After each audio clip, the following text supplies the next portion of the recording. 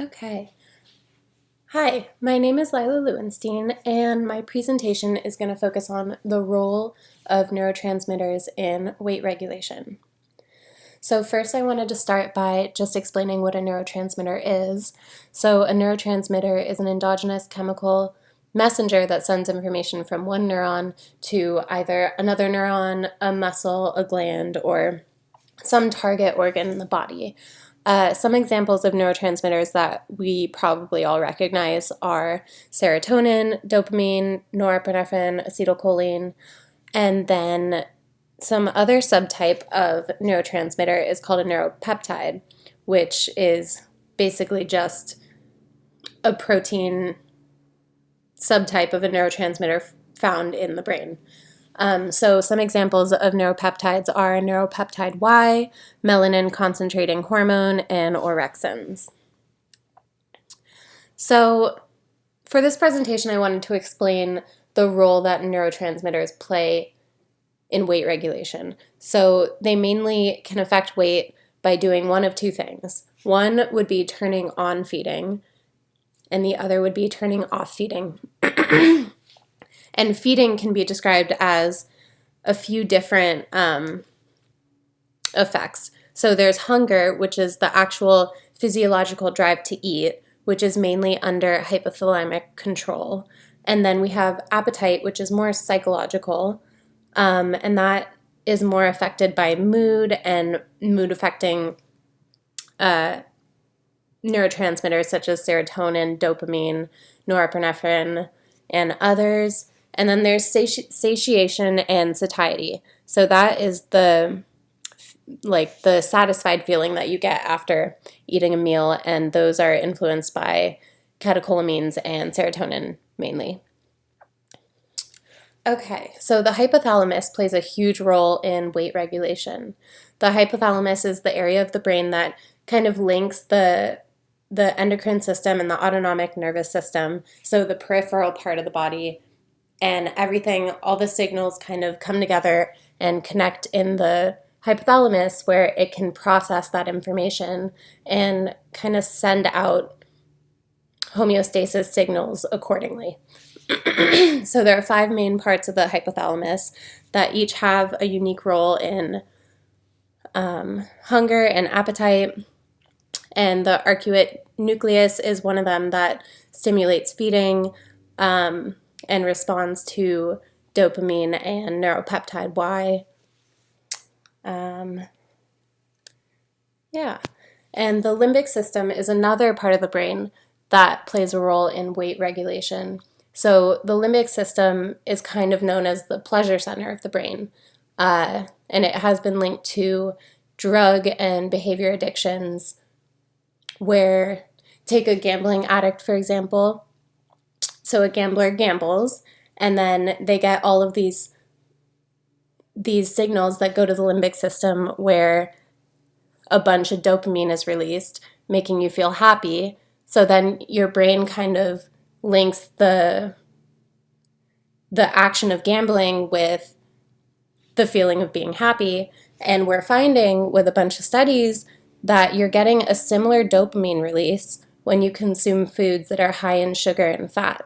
So this in turn leads us to crave these unhealthy foods, which can consequently lead to weight gain, because when we eat sugar, we eat fat, it makes us happy, so we keep doing it.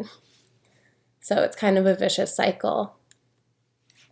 And then here's just a handy slide that kind of outlines which neurotransmitters turn on feeding and which neurotransmitters and neuropeptides turn off feeding.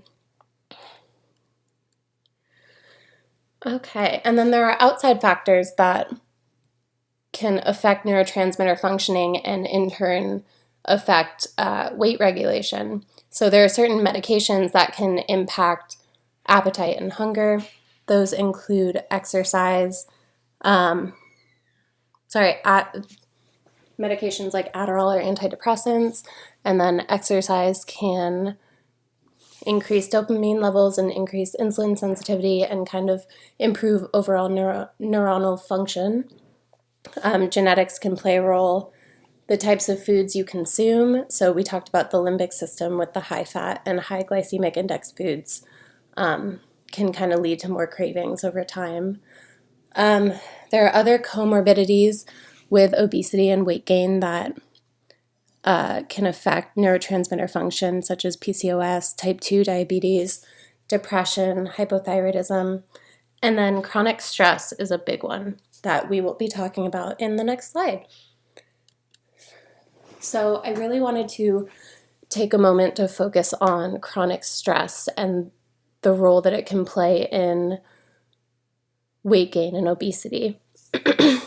So when you're under a state of chronic stress, whether it's through school or work or personal relationships, it can have a really negative impact on homeostasis in the body, which can indirectly lead through weight gain through many different pathways, but one of them is through overstimulation of the sympathetic nervous system.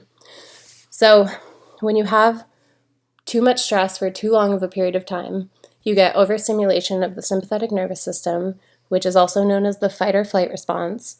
And that fight or flight response leads to an increased release of corticotropin releasing hormone from the PVN, which is a part of the hypothalamus that we talked about.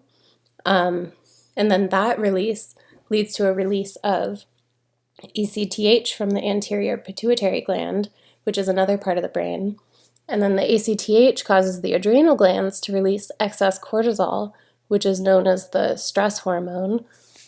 And then our stress hormone, cortisol, can kind of wreak havoc on the body when there's too much of it. And it can do things like stimulate excess insulin release, increase appetite, increase cravings, and kind of lead to our psychological desire for more high fat and sweet foods. And then on top of all of that, it then promotes more fat storage.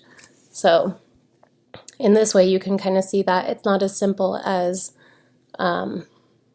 like calories in, calories out.